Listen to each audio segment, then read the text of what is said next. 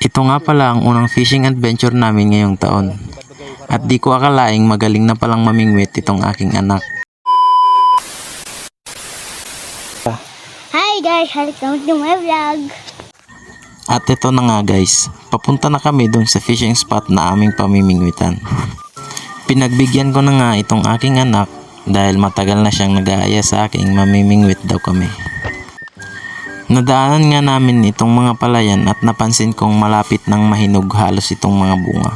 Senyalis nga na malapit na ang anihan. Narating na nga namin itong aming pamimingwitan.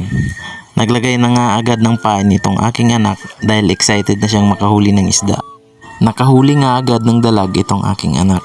Sa mga oras ng ito ay sunod-sunod na ang aming nahuli. Merong puyo, tilapia at dalag.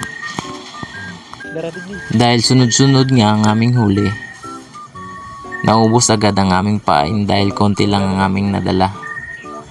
Kaya napagdesisyon na namin na umuwi na.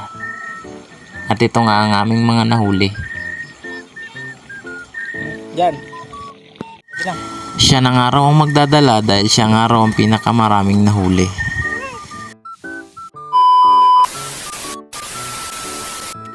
Pagkarating ko nga sa bahay ay agad kong binalatan itong niyog dahil gagataan ko yung mga nahuli naming isda.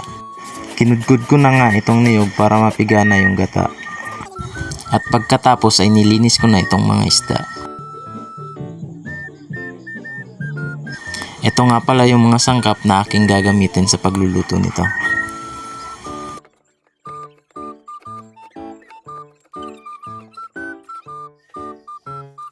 At akin na nga igigisa itong mga sangkap na aking naihanda.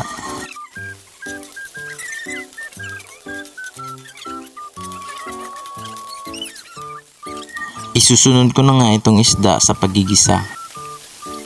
Nilagyan ko nga rin ito ng libas. At ayan, paluto na siya. Sa punto nga ito guys, luto na itong aming mga nahuling isda. At titikman na raw nitong dalawa.